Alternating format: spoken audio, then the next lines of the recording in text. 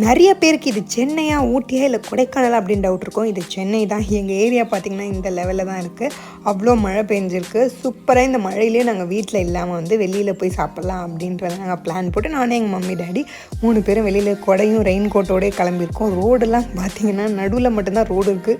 சைடில் ஃபுல்லாக சகதியாகவும் தண்ணியாகவும் தான் இருக்குது. அந்த லெவலில் இருக்குது. நடுவில் வந்து பார்த்திங்கன்னா ஒரு மாடை வந்து அனாமத்தாக ஒருத்தர் விட்டுருக்காரு. அந்த கொடை பிடிச்சிருக்காரு பாருங்கள், சைடில் அவர் தான் ஓனர். கிளைமேட் வந்து பார்த்திங்கன்னா தாறு மாறாக இருக்குது. ஊட்டி கொடைக்கானலில் இருக்க மாதிரி ஃபீலிங் இருந்தாலும் நம்ம ரோடை பார்த்தாலே நம்மளுக்கு தெரிஞ்சிடும் நம்ம சென்னையில் தான் இருக்கோம். ஏன்னா நடுவில் ரோடு சைடில் வந்து ஃபுல்லாக தண்ணி நின்றுருக்கு. காலியாக ஒரு இடம் கூட இல்லை. அந்த சைடில் அந்த குப்பையாக இருக்க இடம், காலி ஃப்ளாட் கிட்ட எல்லாமே வந்து ஃபுல்லாக தண்ணிங்க. அதை வச்சே உங்களுக்கு கண்டிப்பாக தெரிஞ்சிருக்கும் இது வந்து ஊட்டியோ கொடைக்கானலோ கிடையாது, நம்ம சென்னை தான். ஏன்னா இவ்வளோ தண்ணி நின்றுருக்கு பாருங்கள். இந்த மழைக்கே வந்து தண்ணி நின்றுருக்குன்னா அந்தளவுக்கு தான். பக்கத்துலேயே வந்து பார்த்திங்கன்னா நடந்து போன கேப்லேயே ஒரு கோயில் இருந்தது, குட்டியாக ஒரு மரம். அதுக்கு பக்கத்தில் வந்து ஒரு புத்து கோயில் இருந்துச்சு.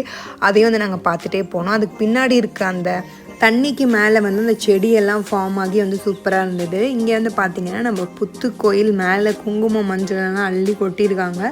பக்கத்துலேயே வந்து குட்டியாக வந்து ஒரு அம்மன் கோயில் வந்து குட்டியாக வச்சுருக்காங்க. பக்கத்தில் வந்து ஒரு ஆன்ட்டி, இவங்க தான் வந்து இந்த கோயிலை மெயின்டைன் பண்ணுறவங்கன்னு நினைக்கிறேன். குறுன்னு பார்த்துட்டே இருந்தாங்க நான் வீடியோ எடுக்கும்போது. ஸோ அந்த மரத்துக்கு இந்த சைடில் வந்து பார்த்திங்கன்னா அந்த தண்ணியும் அந்த கிளைமேட்டும் அவ்வளோ நல்லா இருந்தது. ஆனால் மழை தான் விடாமல் பெஞ்சிட்டே இருந்துச்சு. நாங்கள் வந்துட்டு சிட்டிக்குள்ளே இல்லாமல் கொஞ்சம் வெளியில் போகலாமேன்ட்டு ரெட் ஹில்ஸில் வந்து கொஞ்சம் அவுட்டோர் ஏரியாவை போனால் இந்த கிளைமேட்டுக்கு வந்து சூப்பராக இருக்கும் அப்படின்னு சொல்லிட்டு தான் நாங்கள் இங்கே வந்திருக்கோம். சொன்ன மாதிரி கிளைமேட்டும் சும்மா ஊட்டி மாதிரி சூப்பராக இருந்துச்சு.